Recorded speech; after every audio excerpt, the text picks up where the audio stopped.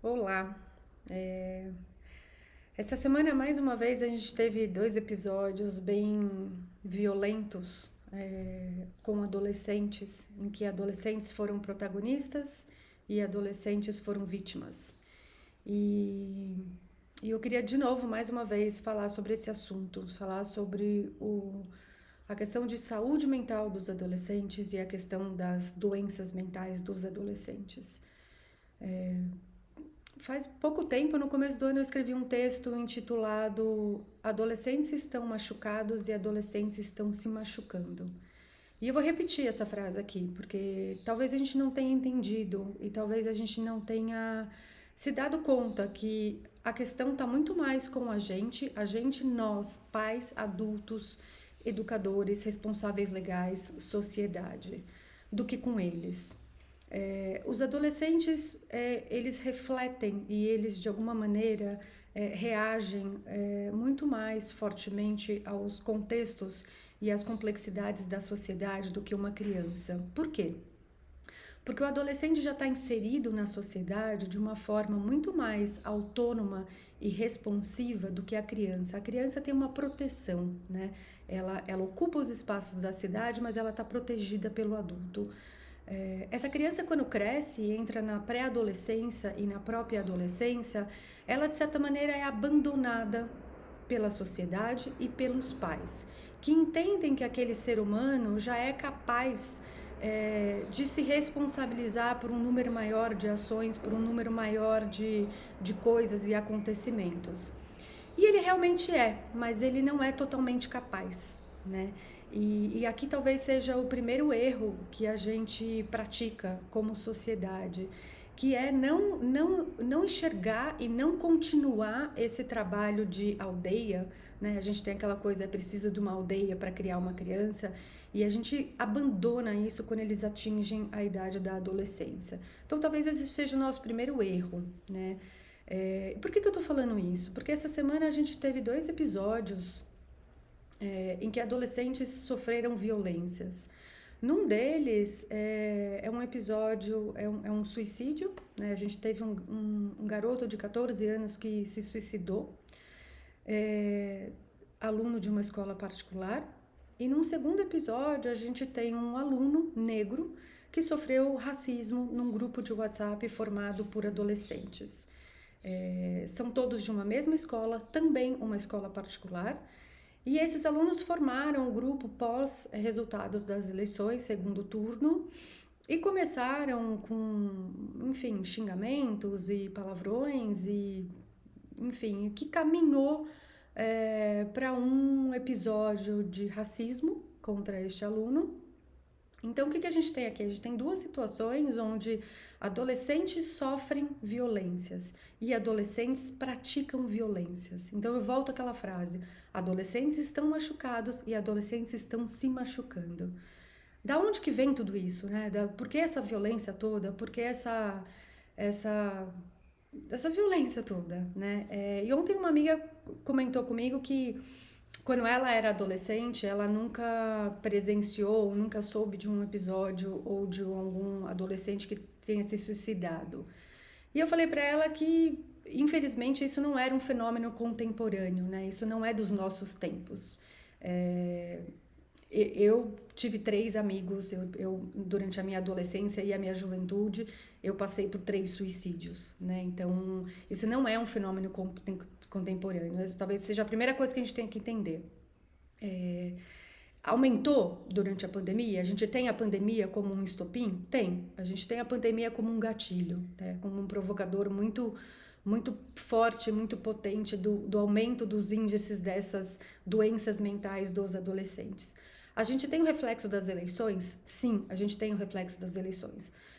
Porque a gente tem pais, a gente tem famílias e a gente tem uma sociedade extremamente violenta, incapaz de dialogar, incapaz de escutar. É impossível que os adolescentes não reflitam e não sejam reflexo dessa sociedade. É impossível, né? Então, eu acho que a gente tem uma série de fatores.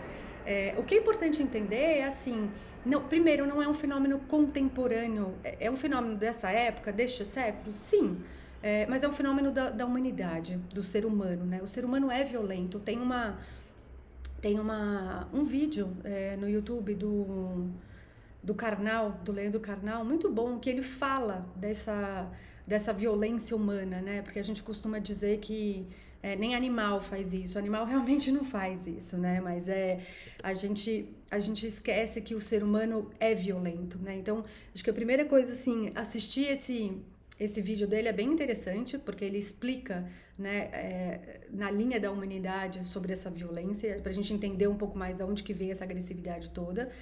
Mas tem sim, né? A gente, assim, a sociedade vem mudando, né? O ser humano está mudando. Então, assim, como é que a gente olha para isso e entende essas mudanças de comportamento?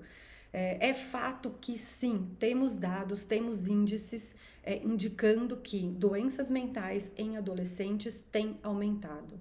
A gente tem a pesquisa do PENSE, que é a pesquisa de saúde escolar, que fez um compilado dos últimos 10 anos e ela analisa justamente essas questões, né? Então, questões de saúde, educação, sexualidade, enfim, ela pega o adolescente num âmbito bem amplo e mede, né, esses sentimentos e essas emoções. E ali a gente tem dados muito claros indicando que sim, os problemas de doenças mentais estão aumentando entre os adolescentes. Dr. Guilherme Polancinski, chefe do departamento da USP de psiquiatria de crianças e adolescentes, tem inúmeras pesquisas, pelo menos 3, indicando a mesma coisa, né? Temos sim um fenômeno de aumento das doenças, depressão, ansiedade, fobia, enfim. Doenças mentais que não são tratadas podem desembocar num suicídio. Doenças mentais que não são tratadas podem desembocar em violências muito maiores, violências que a gente não gostaria que acontecesse, que a gente não está acostumado, né, digamos assim. Por outro lado, o que a gente tem, e aqui é meu ponto, talvez eu tenha demorado para chegar nele, mas aqui é meu ponto. Cara, a vida tá difícil, né? Assim, a gente adulto temos constantemente passado a mensagem para esses adolescentes de que crescer é chato, que a vida adulta é chata, tá dura, tá difícil, não tá legal ser adulto, não é legal, né? E como é que a gente tem transmitido essa mensagem para eles? A gente trabalha exaustivamente, a gente reclama exaustivamente do trabalho exaustivo. Os pais chegam em casa extremamente cansados e estressados, ou seja, eles passam a mensagem de que o dia foi estressante, o trabalho é algo estressante. A política, né, assim, esses últimos anos e talvez esse ano em especial desenvolveu e desembocou assim um estresse físico, um estresse mental muito grande nos adultos, nos pais, que têm uma capacidade ou estão com uma capacidade muito reduzida de diálogo e de escuta. Então a gente vê os adultos brigando, os adultos discutindo, os adultos intolerantes, completamente intolerantes, né? Exaustos, cansados de trabalho, cansados da vida, reclamando porque não tem dinheiro, ou reclamando porque tem pouco dinheiro, ou reclamando porque as contas aumentaram, porque, enfim, né? O que eu tô querendo dizer, assim, a gente precisa encontrar uma maneira de dizer para esses adolescentes que é legal crescer, né? Que a vida é mais que o trabalho, a vida é mais, a gente tá aqui por algo muito maior do que além de trabalhar e ganhar dinheiro e pagar contas. Só que a gente tem passado essa mensagem para eles, né? E o que eles estão dizendo pra gente? Não tá legal, e a gente não tá querendo crescer, a gente não quer se tornar adulto, porque a gente tá olhando para vocês e a gente tá vendo que ser adulto é chato, é dolorido, é custoso demais, né? Então, assim, a gente tem adolescente, de alguma maneira, brigando com esse crescimento, brigando com essa entrada na vida adulta, adolescentes sofrendo porque vão sair do ensino médio e precisam escolher uma faculdade, precisam pensar nessa vida adulta, tá? E daí, assim, é mais do que sair da faculdade, é mais, desculpa, do que sair do ensino médio, mas é esse entrar na vida adulta, né? De novo, estamos acabando com os sonhos dos adolescentes. De alguma maneira, estamos passando a mensagem para eles de que, assim, não sonha, nem sonha, porque não dá, né? Olha a vida em volta, vai sonhar para quê? A gente não conquista, a gente não consegue, tá difícil, o Brasil tá difícil, a situação política tá difícil. A gente está dizendo para esses adolescentes de que existem vários entraves ou várias questões políticas, econômicas, ambientais que impedem a vida ou impedem o mundo neste momento de sorrir, de ter momentos de prazer, né? E a gente está sempre jogando para um futuro que talvez nem exista ou que esteja distante demais, uma possibilidade de felicidade, né? Então, assim, é quando as eleições, é quando o presidente mudar, é quando a gente tiver uma condição climática melhor, quando não, quando a gente tem que começar a mostrar para esses adolescentes que é possível ser feliz agora, é possível ser feliz e encontrar momentos e coisas prazerosas agora, né? Sem agressão, sem violência, sem machucar os outros e sem a necessidade de se machucar também, né? Então, eu já me estendi, né? Eu queria falar um pouco sobre isso, assim, porque eu acho que a gente teve realmente, a gente viveu essa semana, ou está vivendo essa semana, violências muito profundas, né? Que são marcas muito profundas.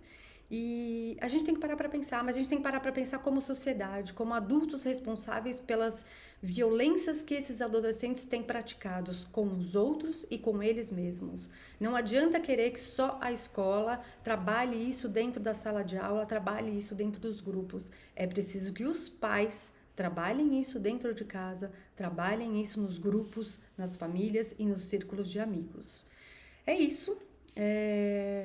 Eu vou abordar um pouco disso na segunda-feira no texto. Meu texto de segunda, na verdade, é sobre abandono digital, que tem a ver com a questão do grupo de WhatsApp que praticou racismo, né? Então, assim, o que significa a gente liberar geral para os adolescentes na internet? Qual é a responsabilidade dos pais, né, com isso?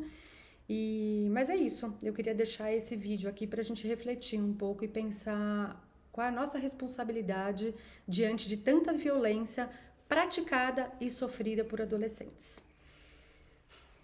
Até segunda.